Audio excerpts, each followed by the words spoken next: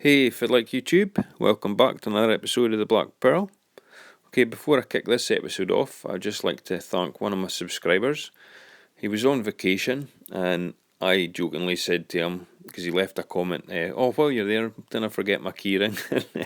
The boy's spot on, like he sent me this through the post, so really pleased with that. Thanks very much, guy. That's awesome.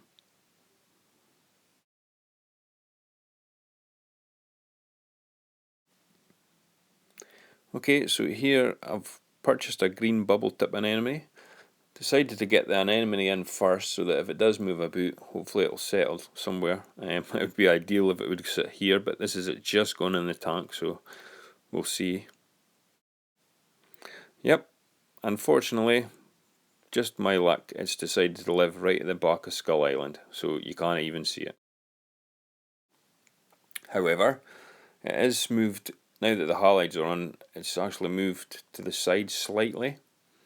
The other thing you'll notice is the clownfish. I actually sold the snowflake clown that I had after the male disappeared. Rather than purchasing another one, I decided the clowns that I've already got, just to stick them into the pearl, and I'm really delighted that they're actually hosting the anemone, which is fantastic. So it would be better if the anemone would be at the front of the tank where you could actually see it. However, this is where it's decided to live, so that's fair enough. If anybody's got any ideas on how you can maybe get them to move, that would be very much appreciated. I actually covered the tank so that this area was in the darkness to see if it would move, but it never moved. I've stuck a power head down there so that it was getting blasted with a good bit of flow to see if it would be uncomfortable. Nothing's made any difference, so I've just left it.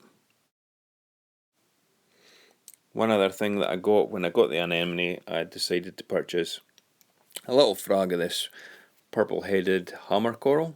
It's really nice. It looks amazing under the actinics, and it looks pretty good under the halides here as well.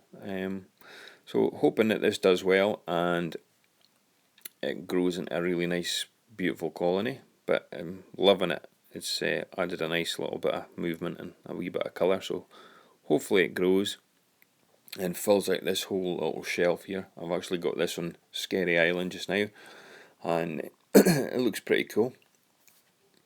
It's only 2 heads at the minute, but I'm hoping it's going to be like my Duncan coral. And the Duncan coral, when I got it, it had 4 heads, and I think it's got about 10 heads on it now, which is just amazing. So really pleased with this. But this is the only other coral that I've added. Nothing else is new. And here's just a quick look at how it looks under the actinics. It's really smart. It's like got blue heads, it kind of looks like. So really happy with this.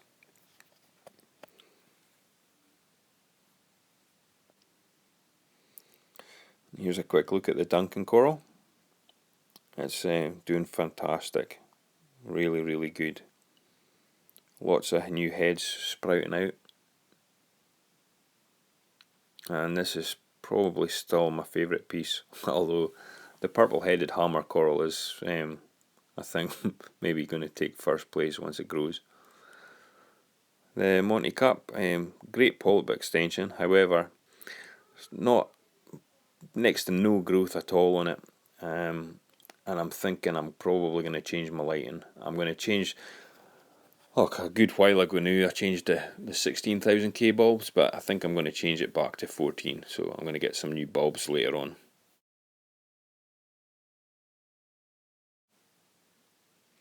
Okay, so a quick look at the main display. Apart from the anemone and that one frag, there's nothing new. Basically, it's the wife's turn to spend the money, so I'm on a tank ban, you could say, so I'm not allowed to spend any cash on the tank this month. So that's fair enough. You'll notice I have got cyano, but this is just what you get, and you have to go through it. Some people don't, but the majority of people that use bio pellets, you do get a little bit of cyano. It's no big deal, it's nothing to worry about. It's just part of the cycle, kin, and it'll soon disappear once the pellets fully kick in. And I'm not worried about it at all. All the rock work's excellent, there's no algae or nothing. Coralline is growing well, and yep, everything's doing great. All the fish are fantastic. I would be delighted if that anemone would move, but I can't see it. I did have a rock here right in the centre of this scary island, but I decided to move it because I wanted to have a little bit more negative space there, and at some point I would like to have a cataphilia coral sitting on the sandbed there. In regards to corals, I've decided I've not really got the time to for a full SPS tank. I've just not got time. I'm just too busy, and I've got other hobbies and interests that take up time. So I'm probably going to go for more LPS with a few SPS, but I'm probably going to add some leathers and soft corals as well. Just have a nice mix.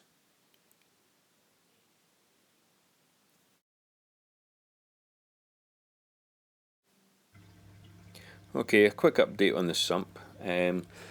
Not much to update really. The algae turf scrubber, I took that off. It was just too much faffing about, and to be honest, my time is limited as it is, and I just don't have time to be scrubbing screens and worrying about it splashing away. So I got rid of that. It's just too labour intensive for my liking, and I just added another bulb onto here, and that's fine.